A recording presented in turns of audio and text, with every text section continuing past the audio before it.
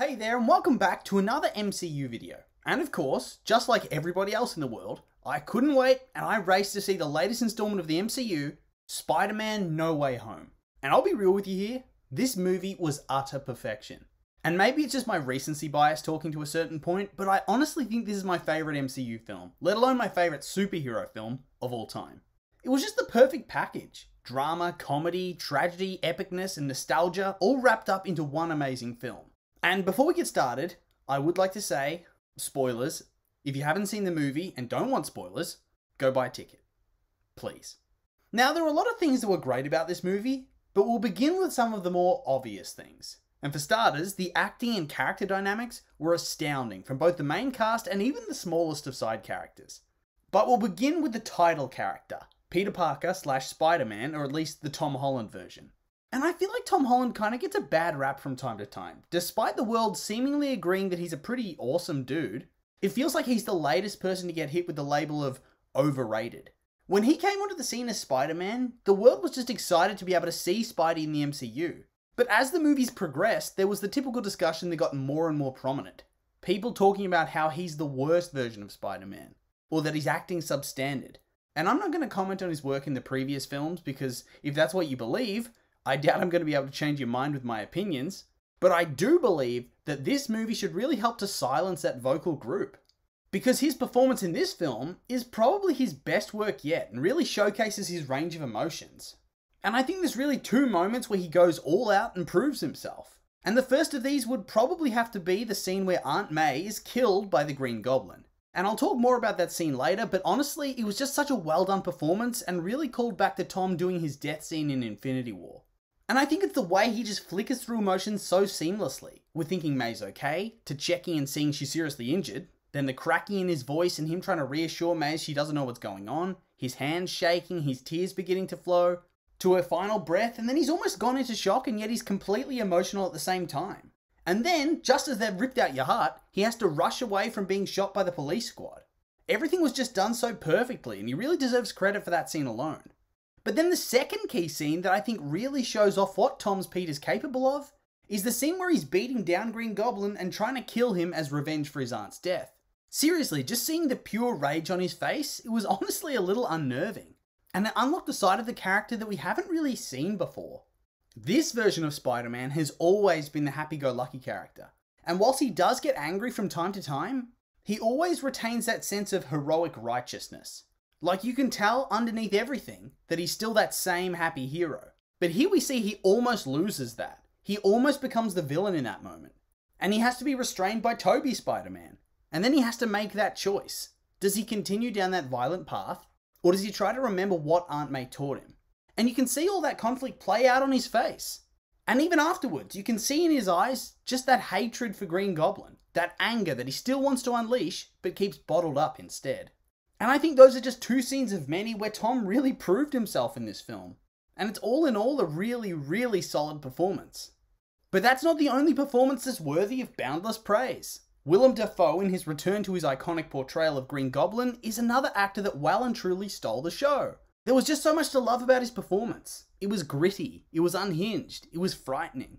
It showed the great contrast between Norman and Goblin, and it managed to maintain the feel of the character from his original appearance, whilst transplanting him into a world that's completely different in tone from the one he came from. In the original, let's be real, the script and the world were intentionally cheesy and silly, and there's nothing wrong with that, but it was just the style. The MCU is less like that. It still has a big undercurrent of silliness, but its style is maybe a little bit more serious than those original films, and it doesn't really lean into the cheesiness of it all. And yet even so, the character was perfectly transplanted into this world and adapted to it perfectly. Instead of kind of cheesy and silly, he became tortured and frightening, but he was still the same character. He still remained that tragic and monstrous figure that we knew. And honestly, I think he became one of the best MCU villains of all time. And he wasn't even from the MCU. And moving on, whilst there's still so many other character portrayals that are worthy of praise, I think one that needs to be discussed is Andrew Garfield's Peter Parker. And this really felt like redemption for his version of the character. And honestly, he stole the show in that last half of the film after he was introduced. He truly was a tragic figure. The Spider-Man who lost his love, who couldn't save everybody, who stopped pulling his punches and wants to prevent MCU Spidey going down that path. He still has a lot of that cheeky, hyper energy that he had during the Amazing Spider-Man films, but it's been tempered by pain and grief and loneliness. And I swear he spends half his scenes crying, but by God, did it just feel right. And then that scene where he catches MJ and saves her the way he couldn't save Gwen?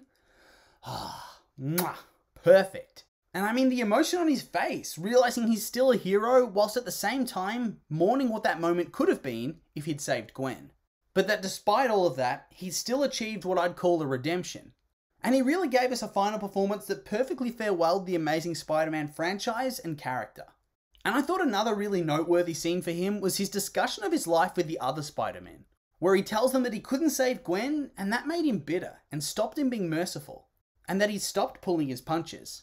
And I mean, the interactions between the three were already one of the true highlights of the film. Seeing them all bounce off each other and coordinate in all the action sequences was truly incredible.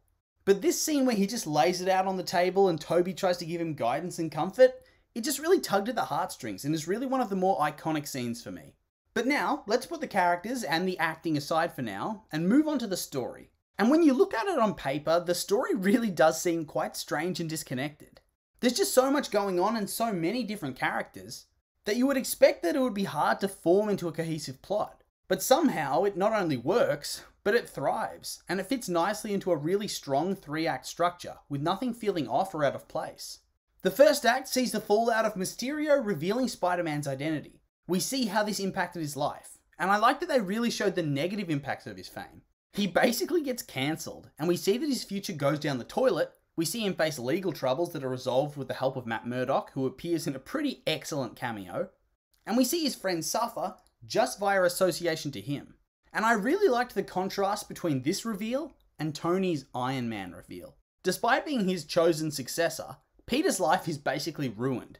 Whereas whilst Tony was put under investigation by authorities, it just added to his image as the American dream come to life.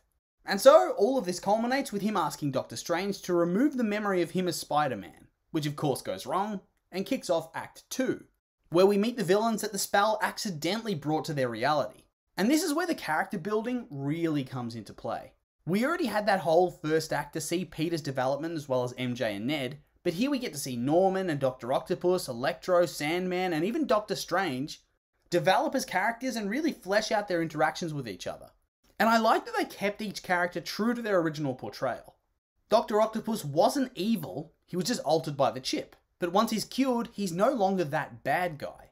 Norman is a tortured genius, no two ways about it, and they really encapsulated how terrified he seemed when it was Norman in control, especially after he'd been cured and realised what he'd done.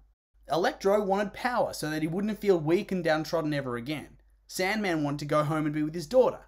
And Lizard, well, he wanted to make more lizards. He's probably the least fleshed out, but I think that's okay because they did a great job with the others, so you don't really notice this guy as much. And it was just great to see that they really emphasized the dynamics between all the different characters and help establish their different competing interests and motives. And on top of that, we finally got to see Peter have his great power, great responsibility moment and try to actually help all the characters before he sends them back. And this is what really sets him apart from the rest of the MCU in my opinion. Because most other heroes try to use words to talk people down and then immediately fight if it goes wrong. But here, we see him actively trying to cure them, to help them, to make sure they're okay, to give them their best chance at surviving what's to come. It just sets him apart as a hero. Plus, in this act, we also have some pretty awesome fight sequences. Otto versus Spider-Man, Electro versus Spider-Man and Sandman, Doctor Strange versus Spider-Man, it's just also epic. And then we also have that heartbreaking scene of Goblin betraying Peter's trust and attacking him, essentially crumbling their whole team to dust, before having a really brutal fight in the apartment complex alongside Lizard, and killing Aunt May in the most heartbreaking scene in the film. And I love that just before she died, the great power, great responsibility speech came purely from Aunt May, who's been such a rock for Peter throughout his life. And even though it's typically from Uncle Ben in the storyline, it would have felt forced if they referenced him in that moment, and I really liked it. It made it a more intimate and devastating moment this way. And then on top of that, you're initially almost convinced that Aunt May's going to survive. You'd think if she was going to die, it would have been much faster and more dramatic like in most movies. But here, it's just the perfect lull. You begin to see her shake, and then you see she's in shock and almost in a calm haze, making it all the more devastating. Even her death was done differently from other superhero films. I mean, you rarely see a character in serious disillusionment and physical shock before they die. You usually know straight away somebody's toast. They don't fake you out. But this made it feel more real, more sudden. And it's compounded by Peter's devastation and shock as he learns that he's about to lose it and there's nothing he can do. And I know I already mentioned Tom for this scene, but Marissa also did a fantastic job, and looking back on the film, it's definitely one of those scenes that truly stands out. It was just so traumatic. And then we come to Act 3, which after May's death, you'd expect would be super dark and depressing. But with the addition of the different Spider-Men, you kick back into nostalgia mode, and they reignite Peter's spark to try and save the villains, as opposed to killing them. Seriously, it's just such a depressing sequence, but then you see Andrew Garfield's Spider-Man in that alleyway, and the mood just lifts. And yeah, whilst there's still that depressing undercurrent, it really does get raised up by the interplay between the different Spider-Men, and a lot of the nostalgic references that they make. And then this culminates in one of the more exciting battles of the MCU, where the Spider-Men take on the villains and ultimately manage to save them all. But this comes at the cost of all memory of Peter Parker being wiped from existence, so he's essentially alone, and has to start off from scratch again with no friends, no family, and no resources. And whilst this seems like a bit of a bleak and depressing ending, because it is, in my opinion, it was also pretty hopeful and open-ended. Because you can still see that there's that connection between him and MJ, and him and Ned, and him and Happy. And just because he isn't outright telling them what happened, it doesn't mean he can't reconnect with them and build something new. Plus, it ends off with Vigilante Spider-Man in his classic suit, showing that despite everything he had to sacrifice, he's still a hero at heart and he's going to keep going. And with the symbiote finding its way to this universe, I'd say that the next installment of the franchise is going to be very interesting. And before we end this, I don't think I could really finish off the video without at least touching on how epic the action and effects were for this film. Like, there's really not much else to say other than the movie looked great and the action was exciting and engaging, but that it wasn't masking a weak story behind it all. Instead, the action simply enhanced the story by infusing a lot of important character moments and dialogue into the fights themselves. And I think that, on top of the 5-star character work and plot, is what sets the film apart from most MCU films, or indeed most superhero films in general. To me, it's in a class of its own. It's its own personal endgame for 20 years of Spider-Man films, and I think that's something worth celebrating. That being said though, those are just my opinions, and now I'd like to hear yours. What did you think of the movie? Great? Not so great? What does the future hold for Spider-Man in your opinion?